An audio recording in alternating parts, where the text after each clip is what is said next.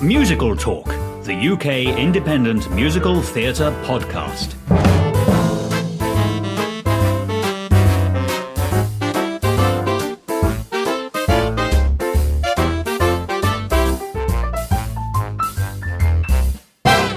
Hello, welcome to Musical Talk. I'm Nick Hudson. I am doing this episode to you today from the beautiful, a meeting room at the Open Air Theatre here at the beautiful Regent's Park. I'm sat here with, do you want to introduce yourselves and tell us who you are? I'm Christina Modestou and I play Reneé.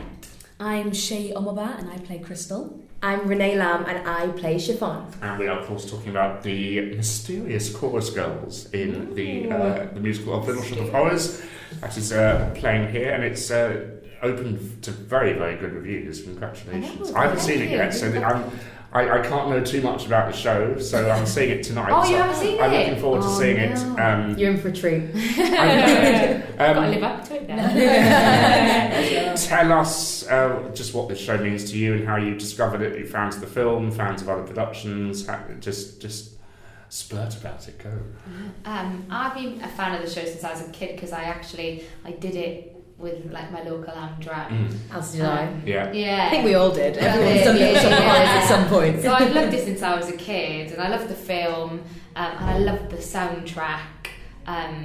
Even like when we auditioned for it, I hadn't picked it up for years, and then listening to it back, it was really quite nostalgic, and it's just every song I'm like, this is my favourite song. Yeah. And the next time I'm like, no, this is my favourite song. It's had a weird history because we have the film, which I think most people grow up knowing, and it's rare to get a stage production in this country unless it's in Amdram and stuff. But when you go and see it, you're like, it's completely different. And what I have heard about this production is there's a secret song at the end, isn't there? There is. Maybe. We shall not divulge that information. But the stage show has all these wonderful different moments that the film doesn't have. But then if you're lucky to find the film with the original ending restored, it's like you've entered some bizarre universe where a film you know so well suddenly it's like a dream or something to see. Have you seen the restored footage of the film?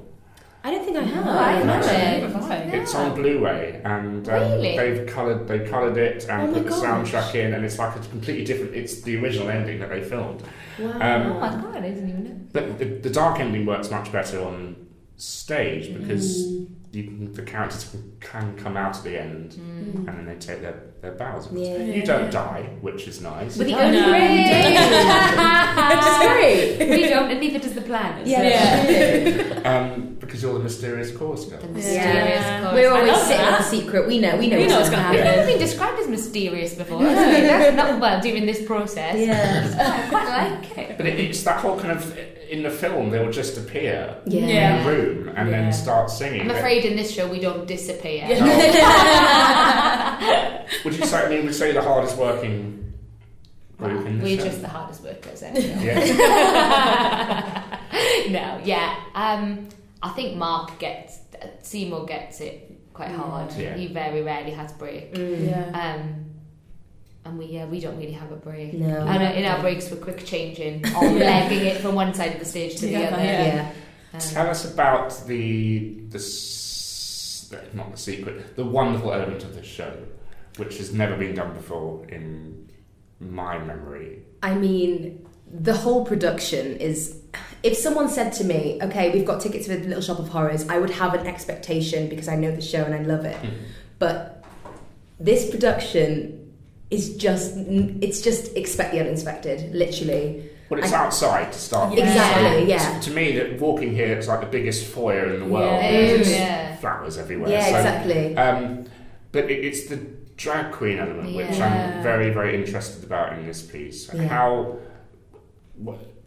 I can't imagine it with a plant now. I really cannot. It's so weird. So I was true. thinking this the other day and I was like, I can't imagine, because obviously without giving too much away, we do have the mini versions of the plant, so you still see the plant as a plant. And a puppet. And a puppet, not for long, but you do get those little elements, but the personified plant. I don't know. It just works. It works. Well, yeah, I think it does. It does really and, well. and Vicky puts her own Spin on I it. mean, she's brilliant. She's so brilliant. She puts her own She's a star. spin, and it's just. But because I put the question on Twitter, is Audrey 2 a man or a woman?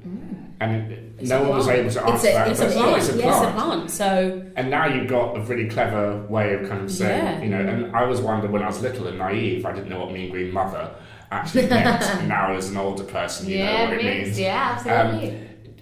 Obviously, were you aware of Alan Menken and Harold Ashman as children listening to Little Shop of Horrors and comparing it to The Little Mermaid and comparing it to Beauty and the Beast and Aladdin and those other shows that they wrote together? I wasn't actually, but what I did find out the other day, I had a friend in who said that apparently Howard Ashman was obsessed with drag queens. Okay. Yeah, I heard Apparently this. he had a massive obsession with and loved drag queens. So how bonkers that without his input, it's kind of done that Yeah. circle. Like how weird. Well, that, Ursula's practically a drag well, queen. I guess so. Actually, Vicky would be an amazing assistant. the other day. Mermaid, get Vicky. Next year, Little Mermaid. Yeah. Can we have 3 tentacles in it? Because we'd be great. 3 tentacles and 3 potholes. That's not a bad idea. Yeah, see? We are creating. I mean, listen to Somewhere That's Green, and it's exactly the same as Part of Your World. Da, da, da. Yeah. And it's little things like every that. night we're like, are they going to say a word? And there's a great thing that Alan himself told me is that there's a song sung by the I'm going to dive to get this wrong, either the Crystals, the Ronettes, or the Chiffons, which is why you all called that, of course, called Uptown, Yeah. which We literally had a whole meeting about this. Literally. Yeah. I was like, girls, I've been listening, and there's also What's that one? He's a Rebel. Yeah. It's like by the Crystals. Yeah. By the Crystals, which is basically the chorus is He's he's a rebel and he'll never ever be Yeah. any good, Yeah. which is One of the Which is lines, one of the yeah. lines, so. and also there's So a clever. song called Then He Punched Me. All these lovely, nice. It is. Yeah. Even like the leader of the plaque is Yeah. like a tip to leader of the pack. It's Yeah. all. It's all. And has this so opened up clever. 50s and 60s music to you? Have you Oh, always, yeah. Well, we've had to find a way of kind of because in this version, the 3 girls are not what you expect. Okay. Not really. They're not sort of step digging and clicking, and it's not 50s hair. No. It's not. No. But we're still singing 50s music, so we still have to kind of make sense of that. Yeah, put a bit of spin on it. So it's almost like these 3 sort of girls in modern day society are kind of fans of that Same They music. just love that music, music. Yeah. So are we saying the production's not set in the 60s? It's kind of an ambiguous question. It that, really, isn't it? yeah, it really is. I think you can't. I don't Have know. I broken the really- room? Maybe. No, I think different elements are set in different times in a way. If that makes sense. So It's like weird. It's a bit timeless, isn't it? Yeah, that's what I feel like it's a mean. little bit timeless as a production. We've never discussed time. Obviously, the Yeah. music sets up that genre. So yeah, in that way, it kind of could fit in any time. Yeah. Also, there's something about the Mysterious chorus girls. well, yeah, there's something about the plant being human that kind of really enhances that sort of comment on capitalism and just that whole thing that this monster is taking the meek, you know, and Well, it's a Faust tale, isn't it? manipulate them to. So it's very, you know, relevant to our society now, Yeah. as relevant as it was back then, you know. Yeah. So it's kind of got a timeless kind of feel. Yeah. That sounds very interesting. So that, you know, that's whetted my appetite even more. Oh, good. Obviously, the unique thing about this show, another unique thing about this show is that it's outside.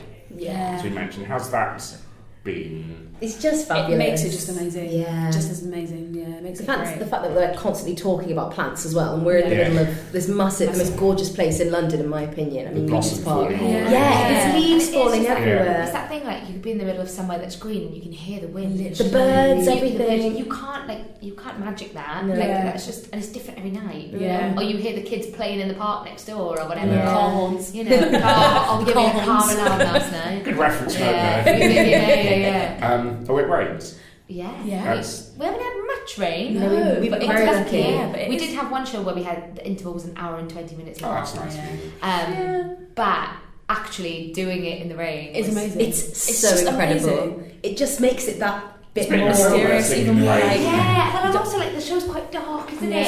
So dark. There's something about it raining that kind of enhances Really airy. it. Yeah. It makes it. There was one show, do you remember, where we were like shimmerly? Yeah, It just started like trickling. just started It's and trickling. it was great because in that bit we have like fake thunder and it came Yeah. on whilst it was raining. We were like, yeah.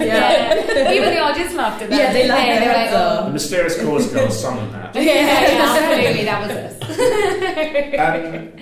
Did you miss the heat wave? Or were you... We were rehearsing in it. Yeah. Yeah. The Sorry. poor As You Like It lot got the heat Yeah, wave, they didn't really they? did. The show Bless before us. them. Yeah.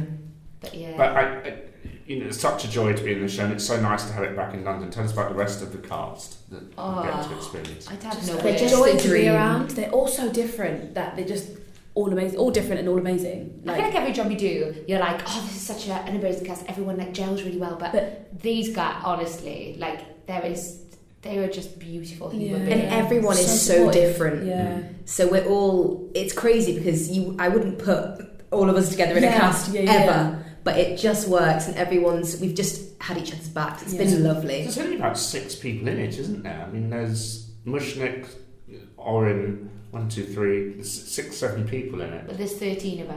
Oh, okay, so that's interesting. There you go. Yes. Is it 16? 16. Oh my god. Sorry, I've just cut 3 people. And I was not thinking about that. Do you know what it is? It's because we did press night gifts and I bought 13 gifts and I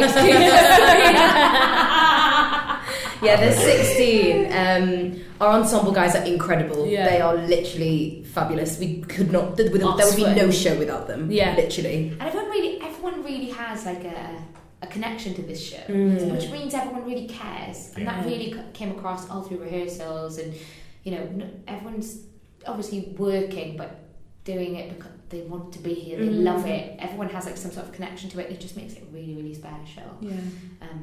So yeah. Yeah. Just we can't really party with everyone, can we? Because we've got to look after ourselves. We did say if we had less to do in this show, not just us three, but even like the main leads, it'd probably be quite dangerous. And I like how they've gone for a vision of Audrey 1, much like Audrey 2, which is nothing like Ellen Green. Yeah. Yeah. I It's think it's when the minute you hire a different actress, you're going to get different choices. but there's no blonde wig and there's no Pink wig. Yeah. Which is fabulous, which I want. Yeah. Really want. I said it, but we were all saying we really want to hopefully dye our hair some wacky colours. you were alright, you got a wacky colour. Yeah. And this show just seems to be such a departure from everything that we know about it, which just sounds wonderful. What shocked you from the beginning to the end of not that you're at the end yet, but from the rehearsal process at the beginning to the rehearsal process at the end, what shocked you the most or what surprised you the most? I think it's always, when you take something incredible and you put your own spin on it, it's always a bit like, oh gosh, how's it going to be perceived? What are people going to think? For me, the biggest shock was opening night when people literally went mad. We got like 3 standing ovations at the end. We were so overwhelmed. That for me, because I knew everyone in the cast was amazing, but because it was so different, we just weren't sure. And Also it was so just involved, amazing. We're so involved in it, it's really hard to take a step back and go, are they going to like it, are they not? And also it's like that thing, like you create this little thing, you put it in a little jar, and then you open it up for people to criticise. Do you know what I mean? And Oh, enjoy. We've been so lucky enjoy, there. yeah. So you just don't know which way it's going to go. It's always the last collaborator is always the audience. Yeah, absolutely. Yeah. And Well, people- even our last dress run, we were like, we need an audience. Yeah. Like we know the things that do it. That we know that everything works, but as soon as you put an audience in front of it, it's going to completely change. And it did, didn't it? We were Completely, still yeah. changing it even before press night. It was still So changing. just give us a sense of context. What other shows have you done? Musicals? Or was this your first show? Or So me and Christina, actually, I've only done one other thing, and that was Six the Musical, Okay. where I met the fabulous Christina, and now she's doing this with me, so I can't get away from Is her. that Henry VIII? Yeah, that's it. Yes, it's wonderful. It's Yeah, great. so we did had all of that back in December through to January, and we were lucky enough to do the soundtrack as well, which is now available for a listen. It's fabulous. That show was great, great It's fun. actually the Arts Theatre. Yeah, it was, and it's coming back there soon as well. Back there. Yeah. Sounds Plug great then. fun. And I guess it probably helped. I didn't see the piece sadly, so but I listened. I look forward to listening to it. But did it set you up for this? Do you think? Yeah. Tim came to see it, and I think it did help. I think. Yeah, I agree. Yeah. Music-wise, does it set you up for this, or was the music quite different? Couldn't be more different. Yeah, it's very modern day pop. But you sang together, so you were able to. Yeah. And also not directly together, but as a six we yeah. sang. So yeah, just lots of sass. Lots of sass. Right. That's sax. It sounds so good. Yeah, so it's obviously it's great that you have this friendship now, and you three obviously now have this friendship. But what would you love to do in the future if you had to do a role together like this? Ooh. Oh my gosh, what would you? I'd be happy to do anything with these two. Yeah, They're incredible. same. Maybe that's what we should do. Maybe we should take over the world. I think so too. Just set up a little production group and just do every show, just the three of us. Don't hire me unless you hire these two. Yeah, get it in the contract. No, it has. It's been lush because the danger is like that you suddenly turn up and you don't get on, but. It's not. Could you imagine? We It's were not been like that at all. all crazy from day one. Day one. Literally day one. Oh God, we'll have to have a think on that question. That's quite a good question. And would you be worried if one of you were ill and an understudy had to come in? Would you think you'd have the same dynamic or not? I think worried because Bobby is She's amazing. incredible. Bobby is amazing. She's got it down as well. Yeah. and she covers all three of us. Yeah. She's so hardworking. She's just amazing. brilliant. And we love her as a person as Yeah. well, so I don't think the dynamic would shift. I just think it would be a bit different. It'd yeah. still be Gonna be fab. amazing. Probably be more scary for her because Yeah. she's the one that would have to be on that harmony line and sing with us for the first time. So it'd probably be more daunting for her, but we'd look after her. Yeah. Yeah. She's I have no amazing. doubt that she's amazing. Yeah, no doubt. Just be No really worry. sad that one of us would be missing the show. Just sat at home crying into a pillow. Very sick. I want to do that. I want to watch it. That's what I was saying to you guys before, because we released a trailer today for it, and it looks great. I'm like, oh, I want to go see that. I avoided watching it because don't watch No, it. we released the trailer. Yeah, we'll watch it later. It's really cool. I really I'm so curious for tonight, and it's. I would ask to explain to listeners why they should come and see it, but I don't think you need to because I think we've covered everything. So there's no Dreamworlds really for not all three of you because that's not fair. But what about round the room? Oh yeah, there's plenty of dream roles, and there's plenty of roles that haven't even been written yet that are probably going to be amazing roles to play. But I'm one of those people that I don't tend to put things on sort of pedestals. Yeah, I'm me kind of too. I like to be surprised and see what comes next. And I mean, this was one of my dream roles. Yeah, I always wanted definitely. to do I this never show. thought It was one I of my loved it, but I dreams. never actually thought it ever. I never thought it would I never happen. thought it ever actually Yeah. happened. Yeah. That's such a wonderful place. 100%. Yeah, I it's such a mean, great venue. I just feel like I'm doing it at the perfect place with Yeah. the perfect people. I just feel so blessed. It's it's great. Everyone should come the see it. universe is met, isn't it? Yeah. I was going to say though, although you say about we've spun this whole thing inside out, someone was in last night who also said it's really mad. I thought there were going to be a lot of changes, and I thought we were going to change things for the sake of it, but it does really tip its hat to the original. Yeah. Again, we haven't messed with it so much. I don't think that it kind of it becomes It's a something different else. show. No, yeah, no. if you know what I mean. Were they worried, do you think, that having a person be Audrey 2 come the end, that you would miss? I mean, I don't know what happens visually, but you miss the massive, everyone has this image of this massive plant. So I don't know what happens, but I think the thing is with it, I think you just have to see See it. it. Yeah. Because everyone's had their little thing to say about, I'm not sure if it would work, but you have to just come see it, don't you? And also in our first ever design meeting, Tom Scott, our fabulous designer, said you are never going to get on stage a better version of the plant than you got in the film. Yeah. You're never going to get that, unless you spend billions and billions of pounds. Unless you're doing King Kong on Broadway and you've got a massive, you know what I mean? You're never going to get that. I don't know that kind of image would be as strong as a person. I'd be interested to know what you think at the other end. I know in the original, my parents saw the London one at the Comedy Theatre that's now the Harold Pinter Theatre, and the tentacles came down from the top of the ceiling. Oh, really? All over the audience. when he broke the theatre, the whole. Wow. Yeah. Unfortunately, we don't have a ceiling. That's not possible. It just rains. It just rains. That's your tentacles. But yeah, I'm really looking forward to this. I believe they're doing a remake, like is the fashion with films nowadays. They're doing a new Little Shop of Horrors film with the original ending being put into it, everyone's worried because obviously CGI will be part of it, and the joy of watching the film. A, who knew Rick Moranis could sing? Yeah. Number one, but B, that puppet is a work of absolute. I think in Mean Green Mother there's 60 people controlling it. It's incredible, I know. And they filmed it at double the speed because they couldn't move the mouth that quickly. So Rick Moranis had to do slow-mo. Everything in Wow. slow motion. So he was mouthing the song, and it took 8 weeks to film that. Oh my gosh, I sequence. have to watch that now, knowing that it's I slow know. motion. And it's directed by Frank Oz, who voiced Yoda, and it's just so.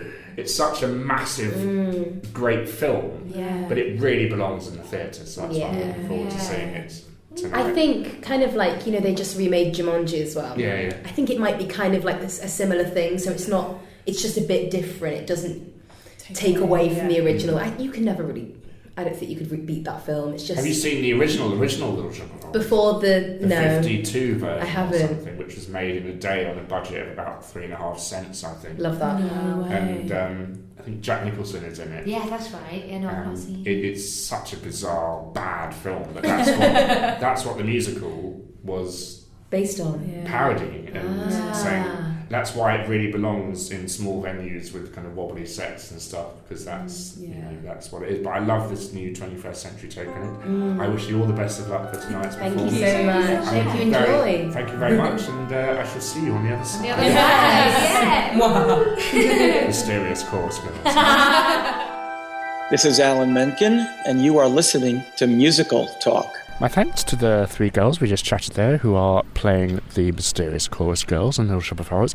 I've done some good location recordings before, but this certainly is the best. A park bench with my good friend Andrew Keating. Hello, Andrew. Hello, Nick. How are you? A beautiful Regent's Park bench. Yes. In the middle of the Rose Garden. And there is no better foyer for this musical than a garden, is there? No, it's very green. It's dry, which Yes. makes a huge difference. Somewhere that's green. We're very much looking forward to this production of Little Shop of Horrors. You don't know much about it, though, do you, Andrew? Not this particular production. But no. you're like the resident expert of Little Shop of Horrors. No, I wouldn't say an expert, Nick. But do you not think we're a little bit biased? Yes. We need to put our cards on the table. We have seen... Well, I've certainly seen several different productions. Which ones?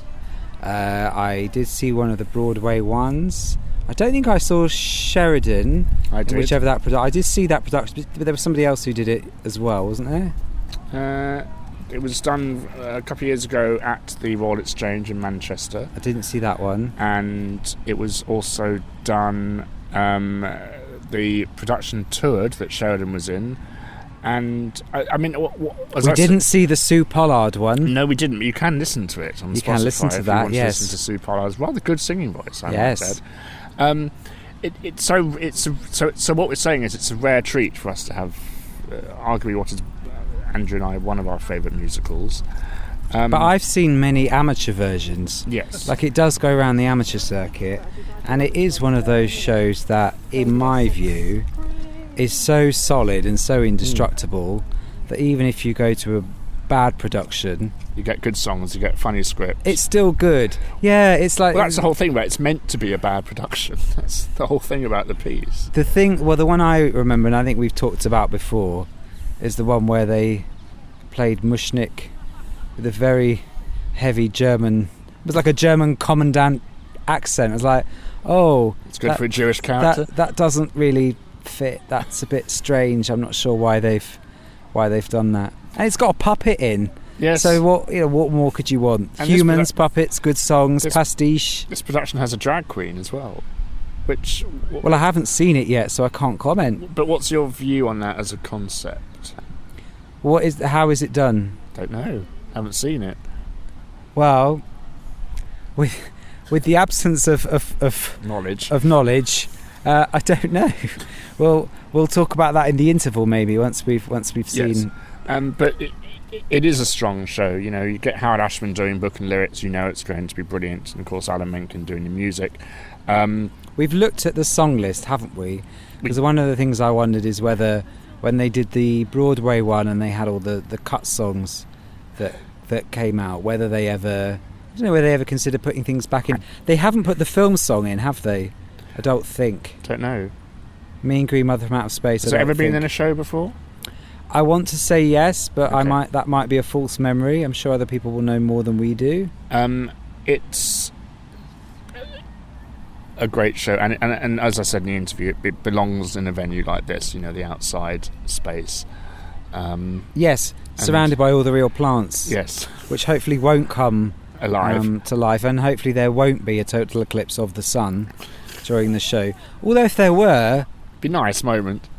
It would be really creepy, wouldn't it? Yeah, I mean, we wouldn't know where to look. The girls were saying in the interview that one night they were doing it, and just as they were doing Get It, it started to rain. You had this kind of creepy drizzle, and you get thunder and stuff. So the outside venue does add a lot to the show.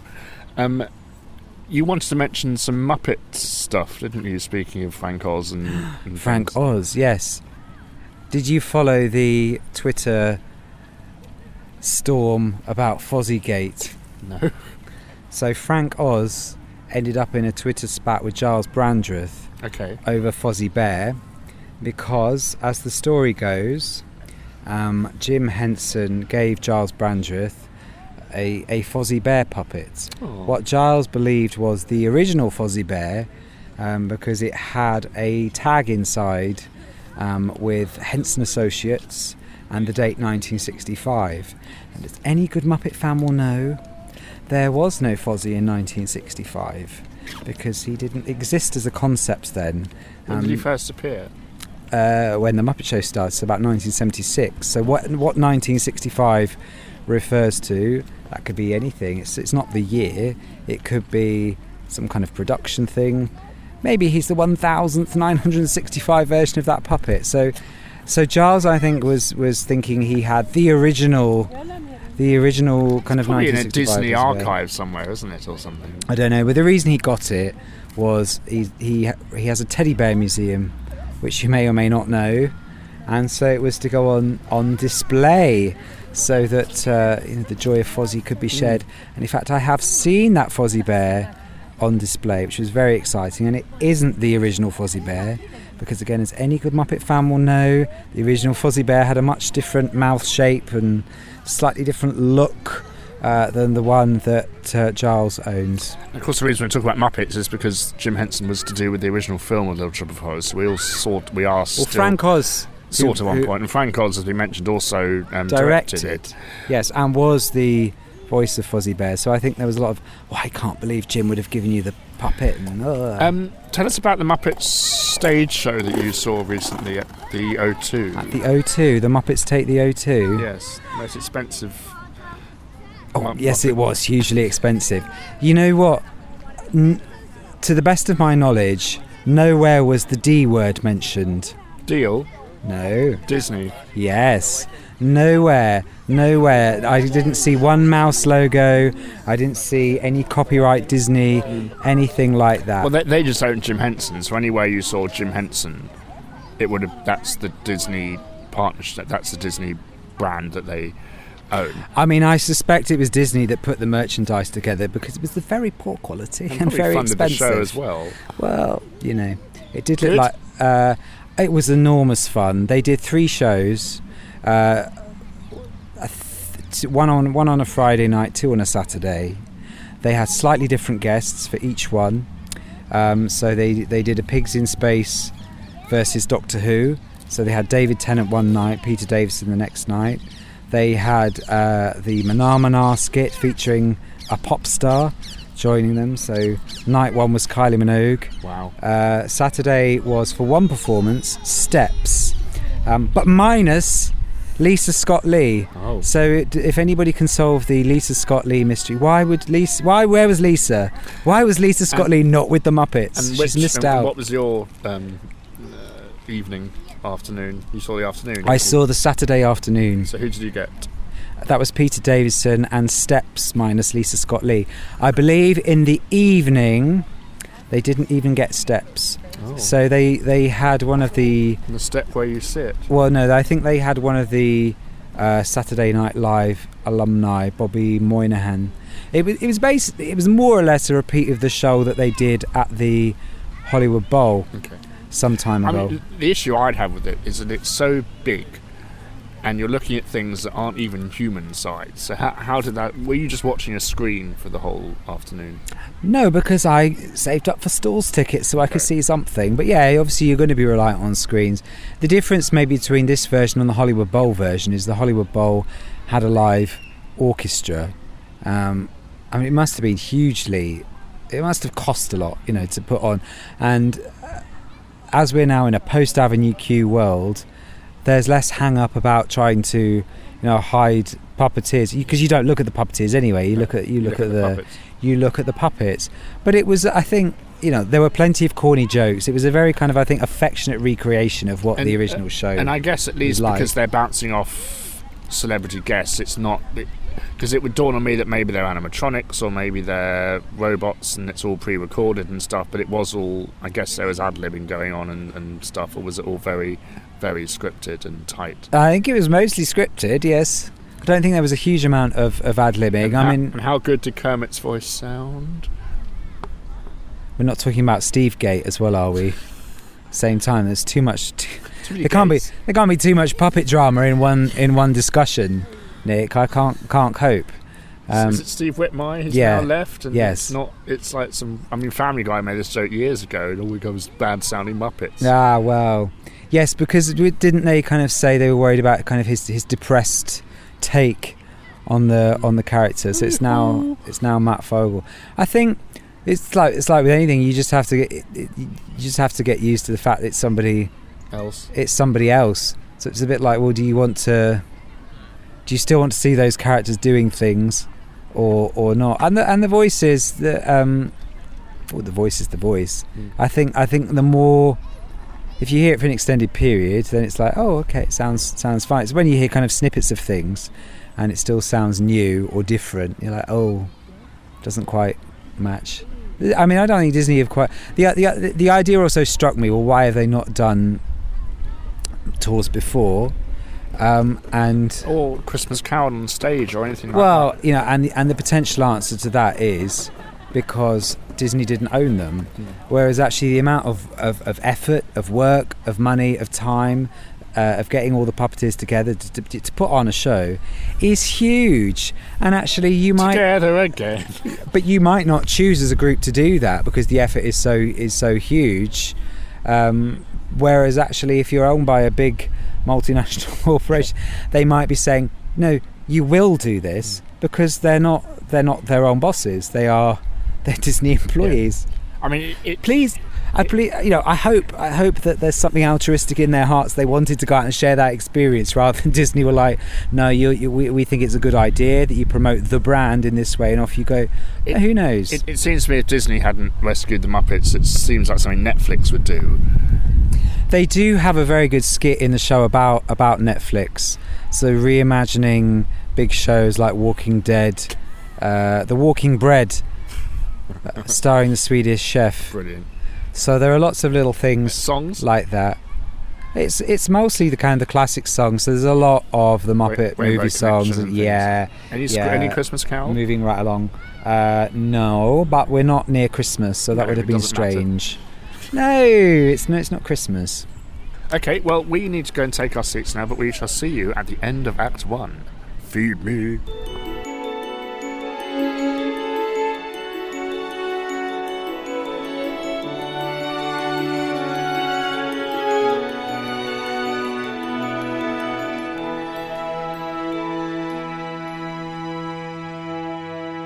So the Act 1 of Little Shop of Horrors is over, and I just say it works so well in this venue, doesn't it? We were saying before we started recording, there's they have lightning come from the sky or something odd like that. I think it's one an of the effect that was so quick. Yeah. It looked like real lightning. That, like, well, I the think sky they have lit these up. intelligent lights that can move, so they must have had it pointing up to the sky. We were fooled. Yes. Enjoying it? I am enjoying it, yes. And you said that you think it might be one of the best productions you've seen of it. I just think because it's so unique and you've never seen a production. I know it's cheesy, but you have never seen a production like this before outside, amongst the flora and fauna. In the rubble. We both rubble. noticed the rubble, didn't we, in terms of the staging. The black and white and green set. It's all kind of monochrome, and there's a very prominent drive-in movie sign, which is broken. I'm wondering if they're going to use that. Obviously, they've used it as an entrance way, but whether there's anything further happening with that. We shall see. A closed drive-in. Yes. It like the. It's been a couple of years since I've seen this production, and it reminds me how good and strong a piece of writing it is. The book by Howard and the lyrics by Howard. The lyrics, especially, I'm really listening to them. They're very, very, very, very clever, and we all love the tunes. This is what we were talking about earlier, though. It's such a strong, solid piece. Yeah. There isn't a bad song in it that you can't do it wrong. Like you just can't do it wrong. And they haven't done it wrong here, and it really is astonishing. What do you think of Drag Queen Audrey 2 then? Are we going to try and describe that first? Go on. Because there is a whole thing, if you're a Drag Race fan, about drag queens Shangela coming out of Vox. It's not Shangela. We have Vicky Vox coming out of her box, the Mushnik shop, which kind of opens up into the Audrey 2. I liked how we still had a hint of an Audrey 2 plant. And then when you had the line, does this look inanimate to you, punk? That's when the plant turns into a human. Well, we're not describing it very well, Nick, are we? Really? But it starts off as the puppets. Yes. And then Vicky as Audrey 2, kind of a vision in green and purple, comes out. And it's... I've certainly never seen another production where you see the actor playing Audrey who's out and about. Yeah. And it works really well, I think. Do you think? Or are you still deciding? I'm still deciding. I want to see how they progress it, how they make it bigger. Because you start off obviously with the small. I presume, the animatronic Audrey 2 that waggles and opens its mouth. It doesn't grow when it's meant to. It doesn't grow. Were you waiting for it to grow right at the end? When he says, it looks like it's going to lift off or something. Yeah, but it doesn't. It kind of waggles back and forth and it opens up with a very, very realistic looking set of dentures. Very realistic looking set of dentures. And then you've got the medium one, which... The Tommy Steele of Audrey 2. It's the Tommy Steele of the Audrey 2 puppet world. And then you've got the medium-sized one, the middle one, which Seymour's working underneath, I presume, to do the mouth movements. Oh, it's a real plant that moves, we don't know. Are you trying to launch a theory that Audrey 2 is real? Don't feed the plants. Don't feed the plants, no. Now, you made some comments about the dentist. Matt Willis. Yes, Matt Willis and Busted Frame is playing a dentist. It took me... he's not on stage for long. It took me a while to warm to him, but I just don't think he has that threatening edge. But I'm sure it's an entirely valid choice on behalf of the director or the actor of Matt Willis. But I didn't like the accent. It was a bit too southern. But, it's not bad. It's just not the dentist we all have Steve Martin so ingrained in our minds, and I just don't think he was scary enough. I was just admiring the level of detail they put into his fake arm after he's been chopped up into bits. Because he's a very heavily tattooed man. There must have been someone sat down for quite a long time. And I like creating every tattoo. I like the ending of Act 1 when he was feeding the body parts to Audrey 2. The way they do it is they have this kind of the direction's done as if you're always watching it from afar. You have a very small Mushnik shop on stage, which opens up to reveal the plant only, and everything else happens sort of outside the shop, and it's made to look like it's inside the shop. It's very clever, but Seymour was kind of feeding the body parts through the windows, so we never... Through the tiny little windows. Yeah, we don't see Audrey to eat the body part. So maybe that's how it will consume humans later on, not chopped up. Well, yes, I would hope the show doesn't feature actual cannibalism from Vicky Vox. As fantastic a stage gimmick as that would be, I'm not sure it would be appropriate. I like the fact that Audrey has the voice we expect. It has the Levi Stubbs, tone and timbre, which is great. Feed Me was done incredibly well. What do you think of Jemima Rupert playing Audrey 2? Playing Audrey 1 even? She looks like she started with like Frenchie from Grease with the pink wig. Now the girl who played Frenchie in the film of Grease auditioned for it on Broadway and was rejected for the role. So that might be a little reference to Grease. Reference to her hairpiece. Yes, that's that hairpiece, not herpes. I think she's doing a very good job. I think Seymour's very, very good, very moving. I like how Mr. Mushnick is kind of gravelly in his singing. He's a very tall, well-built Seymour, isn't he? I know. We can't all be Rick Moranis, who's only 5'3" or something. I suppose it's one of those things that you, if you know it well, I suppose maybe because of the film, I don't know, maybe because of Ellen Green, you have images. You have images of how you think it should be. What I like about this show is that it's going away from every single one of those images. Yeah, because of course, even though you have those images, it doesn't mean that the production shouldn't vary from that or shouldn't try and do something different. But it's this certainly does something different, and I don't mind it. How tall is that Seymour? It's about 7 foot. You know, it's huge. And then when Vicky Vox comes on in the heels, you're like, oh, well, at least that puts then Seymour. That kind of then reduces Seymour's height. So he can see. Vicky Vox is probably about 8 foot in the heels. She's just huge. She's just vast. This giant. Big plant. It's a big plant. So look forward to. She's grown for us. She has. We look forward to Act 2. So we'll let you know our thoughts then. Thank you, Andrew. Thank you, Nick.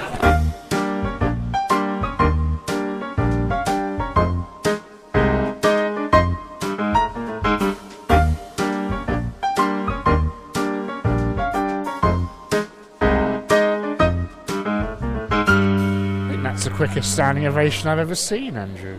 You hear that woman just went, gee, that was awesome. It was awesome though, wasn't it?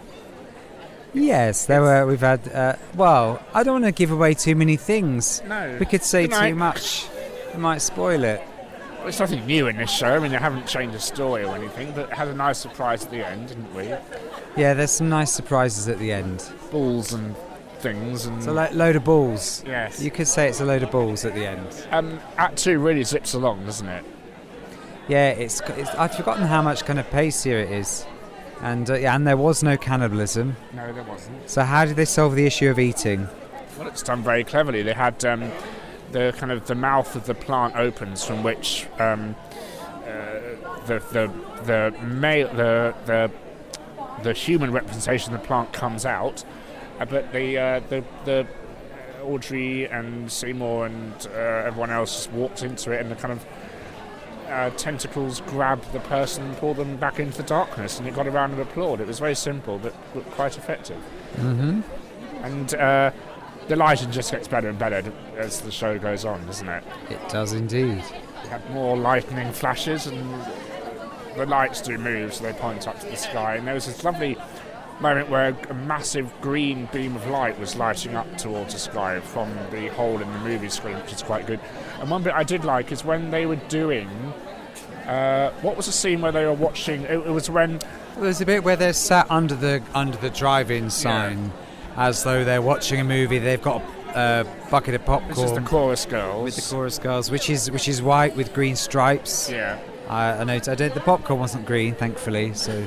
But they were watching the scene where Mushnick was accusing Seymour of the of killing Orange Scrivellos. That worked really, really well. Also, in terms of Regent's Park Theatre Productions, they had another skull on a stick, like they had Herod had last year in. Is that a reference? Jesus, I don't know. I enjoyed it. Skull on a stick, can't go wrong. I liked a tiny little detail I forgot to mention that I noticed in Act 1. They had a sign outside Mushnick's flower shop saying, flowers delivered daily, crossed out, weekly, crossed out, and then it says when we have them, which I thought was quite a nice choice to set up the fact that Mushnik is a fading flower shop. I really enjoyed that production. It's very glittery and shiny, isn't it? It's quite camp. It out-greens Wicked, I think you can say. It out-camps everything. That's a fair point, yes. Yes. As I said, you're the little shop expert. I don't think I'm an expert. You are. Any thoughts, final thoughts and opinions on the piece? Well, it's always sad when Audrey dies. Yes. And it's such a clever payoff, the Somewhere That's Green line. What do you think of Vicky Vox, and now you've seen the whole thing and how they managed to do it? Success? I think it's very interesting to do something which is that different to it, and it does work. It generally, I think, does work quite well. She comes in the I'm audience. a Puppet fan, you know, so obviously, you know, she came in the audience as well, didn't she? Which was quite nice. She did. They all come round the audience. Yes. Yes, it's not because I know you've got a slight fear of drag queens interacting with you too much, but you weren't expected to interact. Doesn't break the fourth wall that much. Doesn't break the fourth wall that much. No, you were quite safe in your seat. But just a really overall enjoyable production of Little Shop of Horrors here at the Open Air Theatre at Regent's Park. Again, it's a wonderful, wonderful venue for this show. Very creepy at some points. Well, it's very creepy as we're leaving because all the trees are still lit up. They are. You know, in kind of bright green. And hopefully we'll make it out without being tentacled away, yes. But Andrew, thank you very much for joining us. Thank you very much. And we'll have you on again very soon to talk about Mamma Mia 2, I think, that you loved. Here we go again. Bye. For more information about Musical Talk, please visit our website at musicaltalk.co.uk. You can email us at feedback@musicaltalk.co.uk, listen to past episodes on iTunes and YouTube, and follow our social media channels on Facebook, Twitter, and Instagram. 1, 2, 1, 2.